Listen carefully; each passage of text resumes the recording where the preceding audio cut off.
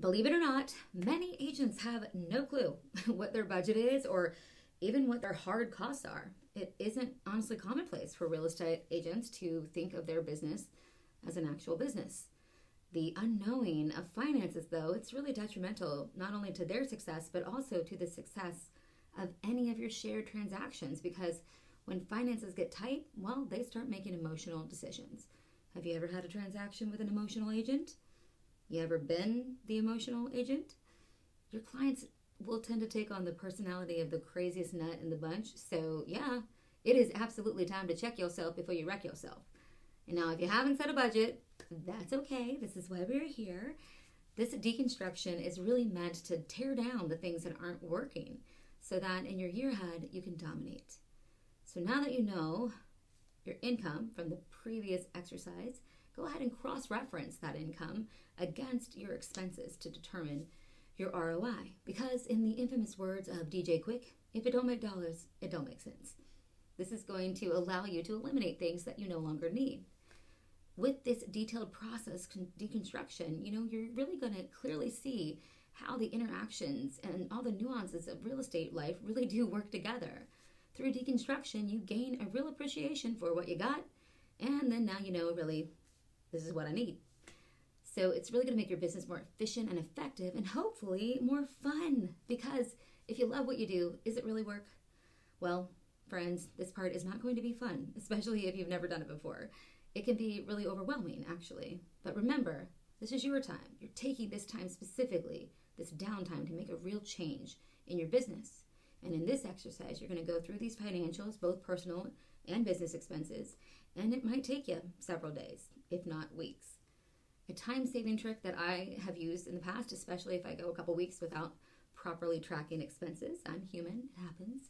I download the transactions from my credit card or my bank account as a CSV file so that I can then sort the transactions by the type or place.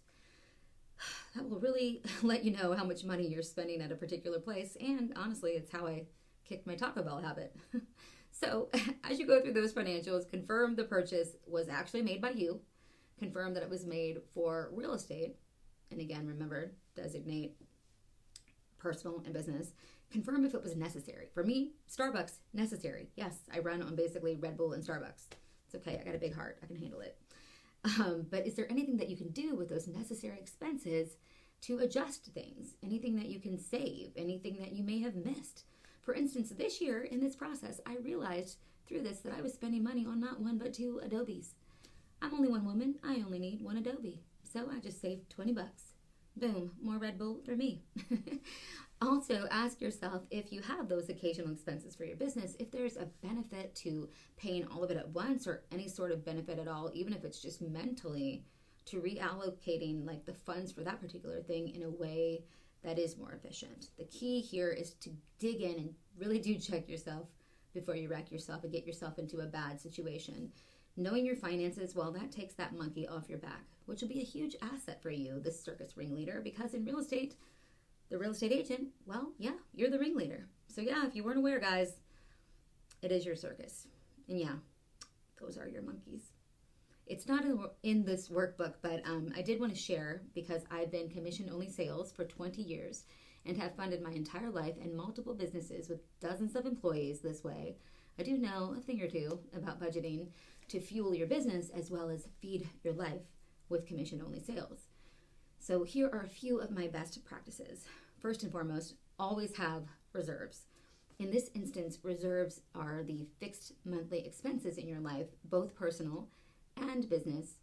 And I like to go with 6 months reserves, but if that scares you, don't worry. It's really, remember, there, only if you really need it. It's just super important that you have some form of cushion so that you feel secure and you're not freaking out about finances. At the very least, bare minimum, 3 months.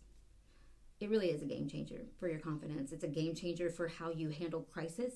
And frankly, it's a game changer for how frivolous we can naturally be at times. Dang shoes. So go ahead. Also, another thing that I do is I use that data that I collect at the beginning of the year when I wrote out my plan to help keep me on track. If you don't have that data collected, there is a link where you can click on my one-page business plan that works for your desired gross commission. It works backwards. And it lays out exactly how many calls and how many appointments you need to make to reach that financial goal. I say this because many agents, they just feel like, I'm just going to throw more money at it. That's going to work. I'm going to try this. I'm going to try that. No, that usually doesn't solve anything. You really have to be aware of what you're spending and what you're doing with your time. It is a relationship business, so you must build relationships that build business, period. If you can't do that, if you're not out there shaking hands and kissing babies, and in order to know if you have the funds to allocate a specific amount of money to go out there and be your best self, well, you need to know what you're doing, and everything in your daily life should be making those financial goals happen. Financial goals are numbers.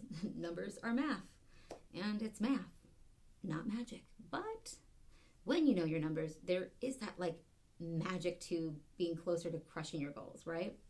So once a week, I want you to also review your numbers and, where the money came from, where it went to. You can use any expense tracker, of course, but I have one that I love available for you as well. This should be 1 hour of your week, every week. And again, I'm human. I skip sometimes too. You're human. Don't beat yourself up too much. But if you miss it, just take that time to go back and do it and make that a part of your weekly habits so that once a month you can reconcile the profit and loss of your business. Go ahead and get started on that, and then we'll regroup in the next exercise.